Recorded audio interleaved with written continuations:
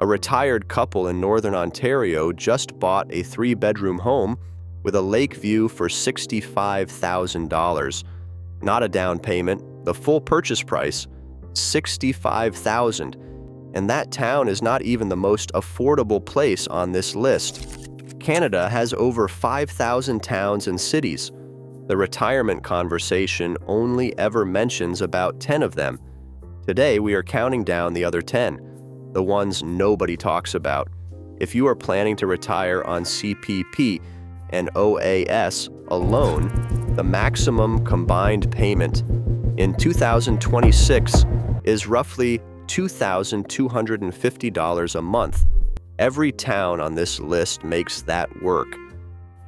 Number 10, Elliot Lake, Ontario. Elliot Lake sits in the Algoma district of Northern Ontario, about halfway between Sudbury and Sault Ste. Marie along Highway 108.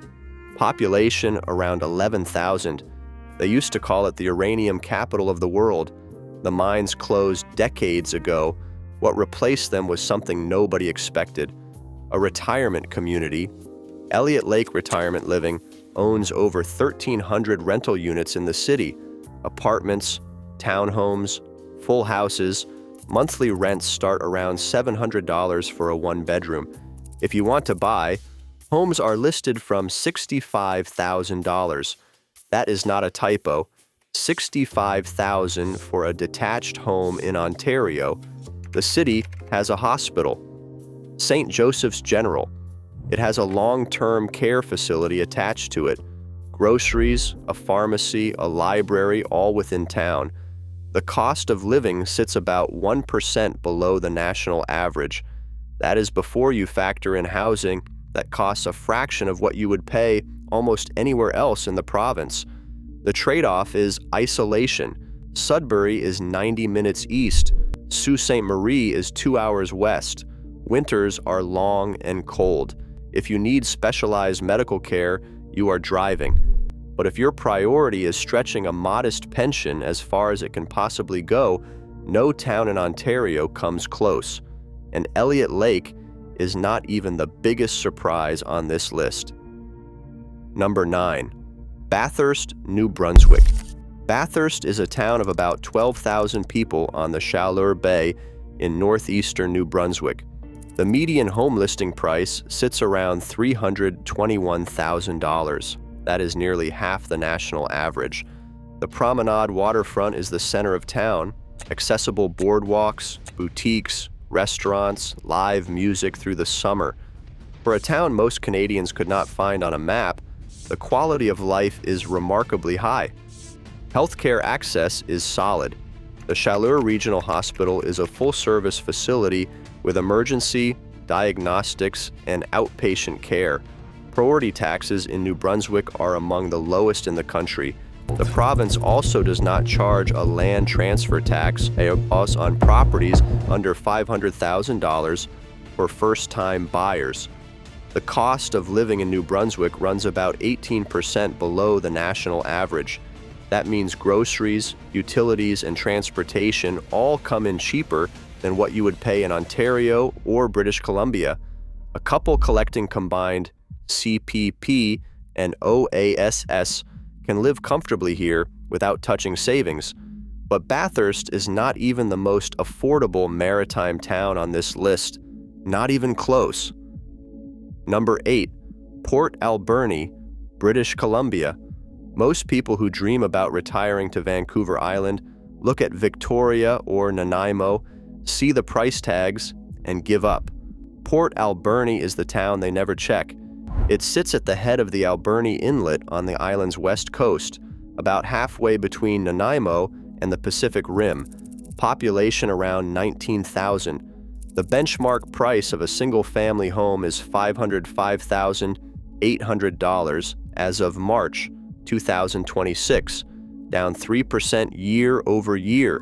In a province where the average home costs over $900,000, Port Alberni is nearly half price. The town has a regional hospital, West Coast General. It sits on the doorstep of Pacific Rim National Park Reserve. Tofino and Ucluelet are an hour's drive through some of the most dramatic coastal scenery in the country. The Alberni Valley is surrounded by old-growth forest, rivers, and mountains. The median household income here is around $44,800. That tells you something. The people who live here are not wealthy. They are making it work on modest incomes. Retirees fit that profile. Homes are sitting on the market for an average of 146 days. That means buyers have leverage. Sellers are negotiating. And the lifestyle you get for what you pay is unlike anything else on Vancouver Island. That gap between price and lifestyle is exactly what makes the next town on this list so compelling. Number 7, Truro, Nova Scotia. Truro calls itself the hub of Nova Scotia, and the geography backs it up. It sits at the junction of highways 102, 104, and 2, roughly in the center of the province. Halifax is an hour south. The New Brunswick border is 90 minutes north. You can reach almost anywhere in the Maritimes from Truro without a long drive. The median home listing price sits around $380,000. Nova Scotia's benchmark home price rose 3.6% year over year as of March 2026, one of the few provinces still posting gains, but Truro remains well below the provincial average. The Colchester East Hants Health Center provides inpatient care, clinics, and satellite services. Civic Square hosts community events year-round, including ice skating in winter.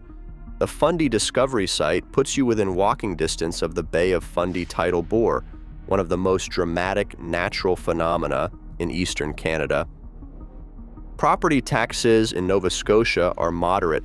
The province does not tax the first $10,000 of income, and OAS payments are not subject to provincial clawback. For a retiree on a fixed income, the tax picture is favorable. Truro gives you central access to the entire province without paying Halifax prices. That is a hard combination to beat. Number 6, Miramichi, New Brunswick. Miramichi stretches along both banks of the Miramichi River in northeastern New Brunswick. Population around 17,000. Median home listing price sits around $345,000. The river is the defining feature. The Miramichi is one of the most productive Atlantic salmon rivers in the world. If you fish, this is the retirement you have been imagining. If you do not fish, the river still delivers.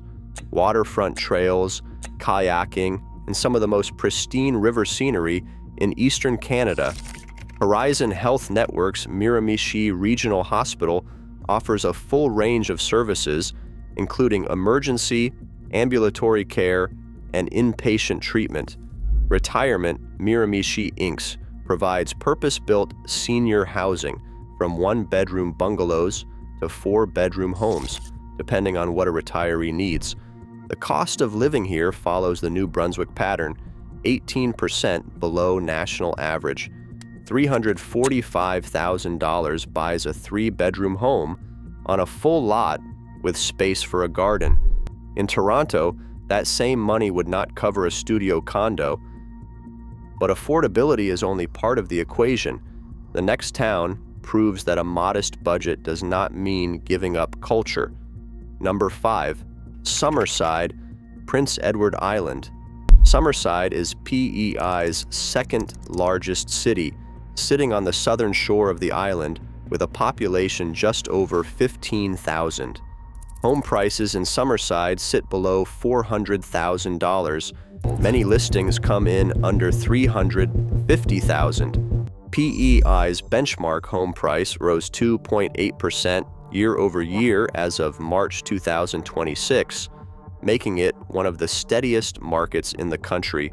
Not crashing, not overheating, just stable. The city has a walkable waterfront boardwalk, a marina, a hospital, an airport, and enough retail and dining to cover daily life without leaving town. The EPTech Art and Culture Center and the College of Piping bring cultural programming most towns this size cannot match. PEI currently sits at 7.5 months of inventory. That is buyer-friendly territory. Sellers are flexible. Listings are sitting. For a retiree looking to negotiate a fair price without a bidding war, the timing is right. The province's cost of living runs below the national average. Property taxes on PEI are among the lowest in Canada, and the island's pace of life is exactly what the word retirement is supposed to mean. Subscribe if you want the full picture. The town at number 1 made every other entry on this list look expensive. We are not there yet, but we are getting close. Number 4, Stratford, Ontario. Stratford sits on the Avon River in southwestern Ontario, roughly 2 hours west of Toronto along Highway 7 and 8. Population about 33,000. 24% of residents are over 65. The median age is 45. The average home price here is around $545,000. In Ontario, where the provincial average sits above $749,000, Stratford is a relative bargain, and it comes with something almost no other small town in Canada can offer. The Stratford Festival runs from April to October every year. It is one of the largest classical repertory theater festivals in North America. Shakespeare, modern productions, musicals, all performed across multiple venues, including the Festival Theatre on the riverbank. Retirees in Stratford have world-class culture within walking distance of their front door. The Avon River provides scenic walking paths, rowboats, and a resident population of swans that have become local icons. Stratford General Hospital covers critical care, diagnostics, and rehabilitation. The Stratford Lakeside Active Adults Association runs programs from fitness classes to computer workshops. $545,000 is not cheap, but for what you get, a heritage town with legitimate arts infrastructure, a hospital, river walks, and a community built around exactly the kind of life most retirees want, the value is exceptional. And that brings us to a pattern worth noticing. Every town on this list shares something in common. None of them are the places the national conversation tells you to retire to. Victoria, Kelowna, Ottawa, Halifax, these are the names that appear in every article and every ranking, and they all have median home prices north of $600,000, some well north of that. The 10 towns on this list are not famous. They do not make magazine covers, but the data says something different from the headlines. The provinces posting the strongest home price growth right now, Newfoundland, Saskatchewan, New Brunswick, Nova Scotia, PEI, are all provinces where these towns sit. The markets that crashed, Ontario and British Columbia, are where the expensive retirement destinations are. The affordable towns are in the provinces that are growing. The expensive ones are in the provinces that are correcting. That is not a coincidence. That is a signal. Number 3, Perth, Ontario. Perth is a heritage town of about 6,000 people sitting along the Tay River in Lanark County, roughly an hour southwest of Ottawa. It was founded in 1816 and still looks like it. Stone buildings, tree-lined streets, and a downtown core that feels like it belongs in a period film. Home prices in Perth and the surrounding Lanark County area run well below the Ottawa average. A detached 3-bedroom home in Perth can be found for under $450,000. In Ottawa, the same home would cost $692,000 or more. Perth has a hospital. The Great War Memorial Hospital provides emergency and inpatient care. Ottawa's major medical centers, including the Ottawa Hospital, are 60 minutes away by car. That proximity to a national capital's healthcare infrastructure without paying national capital prices is the core value proposition. The town has multiple retirement residences, including Aspira, Carolina. It hosts a farmer's market, independent shops, and restaurants that draw visitors from across the region. The Tay River runs through the center of town with walking trails along both banks. Perth gives you the Ontario Heritage Town retirement without the Ontario Heritage Town price tag. Number 2.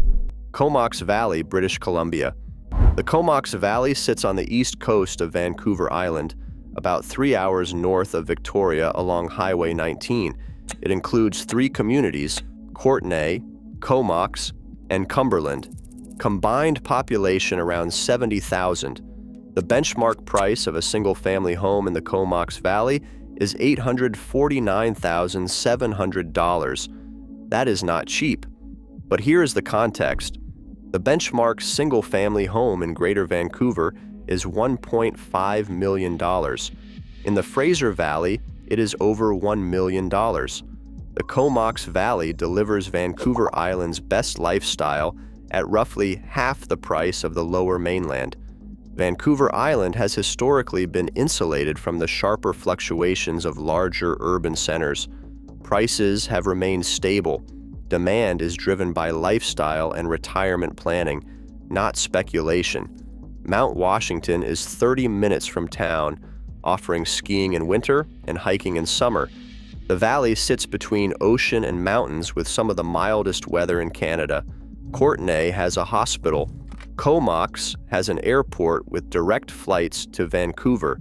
Cumberland is a former coal town turned mount biking destination with craft breweries and independent shops. Over 18% of the population is already retired. The infrastructure exists: senior services, retirement communities, medical clinics, all built for the demographic that is already there. The Comox Valley is not a secret, but it is consistently overlooked by retirees who assume all of BC is unaffordable. The data says otherwise. And then there is number 1. Number 1, Lunenburg, Nova Scotia. Lunenburg sits on the south shore of Nova Scotia, about an hour south of Halifax, along Highway 103. Population roughly 2,200. It is a UNESCO World Heritage Site, one of only 2 in all of Atlantic Canada. The median home price sits around $490,000. That buys you a home in a town with colorful waterfront architecture that dates back to the 1700s. The Fisheries Museum of the Atlantic, the home port of the Bluenose II, harbor views from almost every street. Healthcare is the limitation. Lunenburg does not have a hospital. The nearest is in Bridgewater, about 25 minutes north. For specialized care, Halifax is an hour away. That is a trade-off. It is a real one, but it is a trade-off thousands of retirees have already decided is worth making. The crime rate is low. The community is tight. The cost of living in Nova Scotia runs below the national average. And the town itself is one of the most beautiful places in Canada. $490,000 for a home in a UNESCO World Heritage town on the Atlantic coast, with a pace of life that most Canadians spend their careers dreaming about. That is, the retirement nobody talks about, until now. Drop a comment and tell me which town on this list you would actually consider moving to, or if there is a town we missed that deserves to be here. Subscribe. I cover Canadian housing every single week with data, not opinions. We will see you in the next one.